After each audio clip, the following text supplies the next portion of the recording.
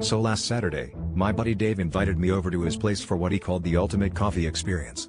Now, Dave's the kind of guy who treats every hobby like he's preparing for the Olympics. Last year it was sourdough, before that it was bonsai trees, RIP, tiny pines. But coffee? That's a new frontier for him.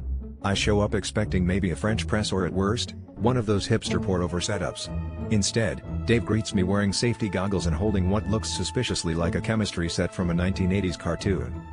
He's got beakers, tubes, a scale that measures in micrograms, and beans with names I can't pronounce. He starts explaining how he's optimized the brew time for maximum extraction. I try to nod along, but my eyes keep drifting to the stovetop, where there's a pot bubbling with what I can only describe as the blackest liquid I've ever seen. It's like he's summoning the spirit of caffeine itself. He hands me a mug and says, "Brace yourself." I notice the spoon he gives me is metal, and for some reason, he winks. As I stir in some sugar, I hear a faint sizzling noise. I look down, and the spoon is literally starting to dissolve, like it's auditioning for a Terminator reboot. Dave just shrugs and says, "Yeah, I had to reinforce the mugs, last batch went straight through the ceramic."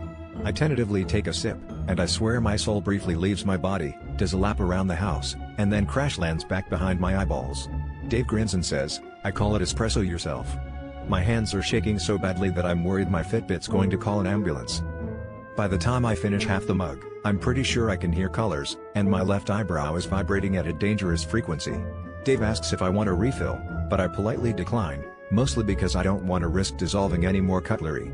As I leave, I notice Dave's cat hasn't blinked in 3 hours and is now typing its memoirs on his laptop.